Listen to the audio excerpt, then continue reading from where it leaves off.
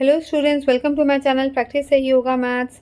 आज हम इस वीडियो में क्लास 10 चैप्टर 4 क्वाड्रेटिक इक्वेशंस की वर्ड प्रॉब्लम सीरीज में करेंगे ये question.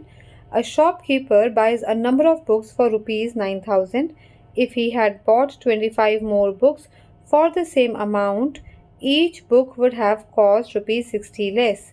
How many books did he buy? तो उन्होंने बोला कि अगर शॉपकीपर ने कुछ बुक्स परचेज की हैं 9,000 रुपीज़ की, अगर वो 25 और बुक्स परचेज करेगा सेम अमाउंट में, तो हर बुक की जो कॉस्ट है वो 60 रुपीज़ कम हो जाएगी। How many books did he buy? तो उसने कितनी बुक्स बाय की हैं? तो हम सपोज करेंगे लेट द शॉपकीपर बॉट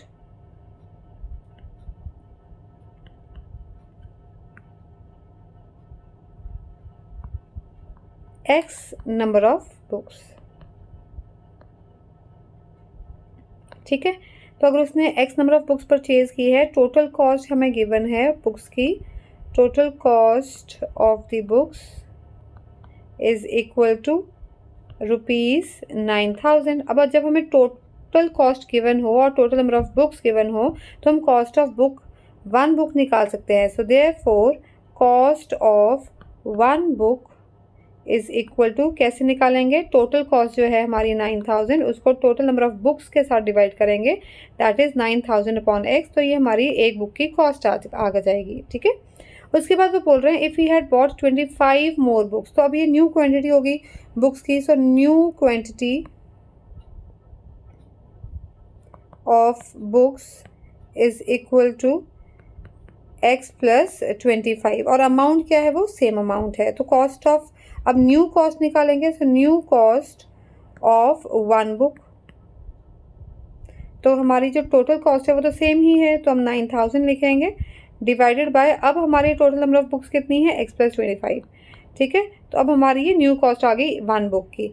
वो बोल रहा है कि जब हमारे पास बुक्स बढ़ जाएंगी, 25 ज़्यादा हो जाएंगी, तो हर बुक की कॉस्ट जो है वो 60 रुपीज़ कम हो जाएगी। मीन्स ये जो वैल्यू है ये 60 रुपीज़ कम है।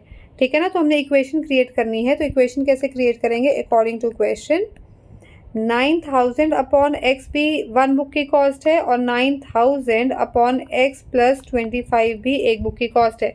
पर ये जो बुक की कॉस्ट है ये 60 रुपीज़ ऑलरेडी लेस है। ठीक है, तो हम क्या कर सकते हैं यहाँ पे, 9,000 upon x minus 9,000 upon x plus 25 is equal to 60, ऐसे लिख सकते हैं। या फिर हम एक और तरीके से लिख सकते हैं, बच्चों को ये समझ में नहीं आता कि ये ऐसे कैसे लिख लिया। तो हम पहले क्या करेंगे कि ये भी एक कॉस्ट, ये भी एक बुक की कॉस्ट है, ये भी एक बुक की कॉस्ट है, पर वो दोनों क्या होने चाहिए? सेम होने चाहिए। पर यहाँ पे उन्होंने बोला है कि ये जो है ये 60 रुपीज़ लेस है।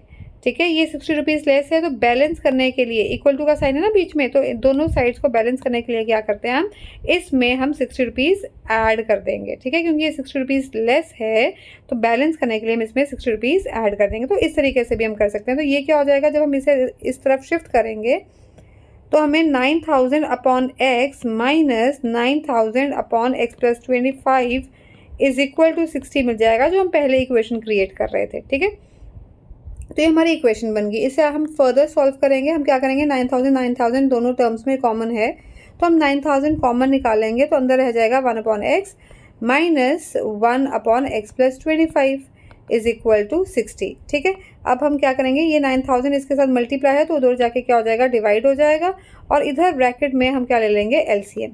सो x इंटू एक्स प्लस 25 हमारा एलसीएम हो गया। तो x plus 25 multiply by 1 is x plus 25 minus x multiplied by 1 is x is equal to 60 upon 9,000।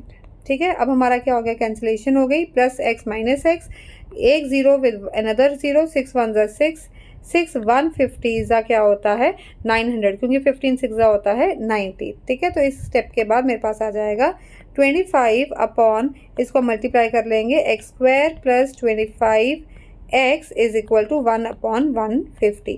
ठीक है, अब हम क्या करेंगे, क्रॉस मल्टीप्लाई करेंगे, ये उधर जाएगा और ये 150 इधर न्यूमरेटर में आके मल्टीप्लाई हो जाएगा।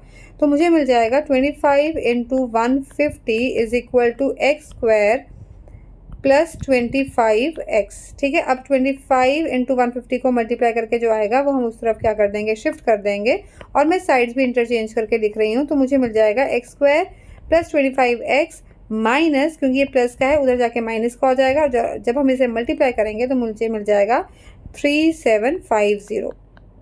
ठीक है, तो ये मेरी सिंप्लीफाइड फॉर्म में क्वाड्रेटिक इक्वेशन आ गई, और मेरी ये स्टैंडर्ड फॉर्म में इस इक्वेशन को हमने लिख दिया है, ax² + bx + c की फॉर्म में लिख दिया है। ठीक है, अब हमने इसे फर्दर फैक्टराइज करना है, तो हम या तो क्वाड्रेटिक फॉर्मूला लगा सकते हैं या फिर हम स्प्लिटिंग द मिडल टर्म लगा सकते हैं। ठीक है, तो मैं स्प्लिटिंग द मिडल टर्म लगा रही हूँ। यहाँ पे मेरे पास s की वैल्यू है 25 और मेरे पास प्रोडक्ट है -3750।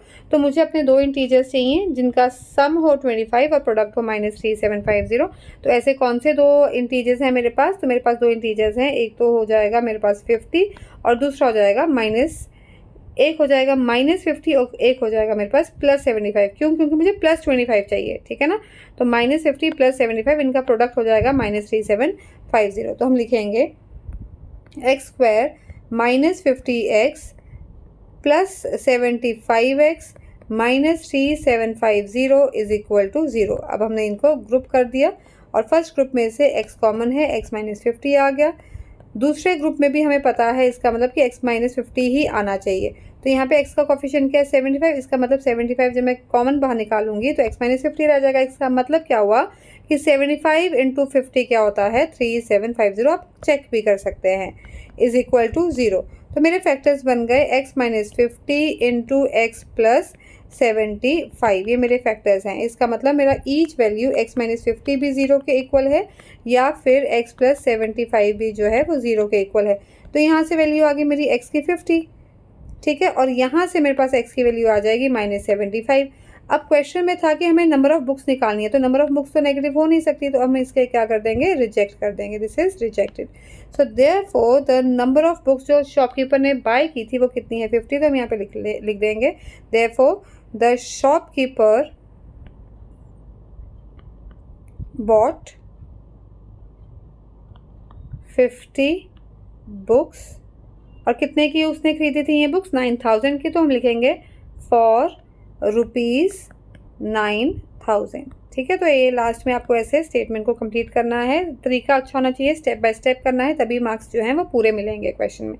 ठीक है, so like share and subscribe to my YouTube channel practice yoga maths. Thank you for watching.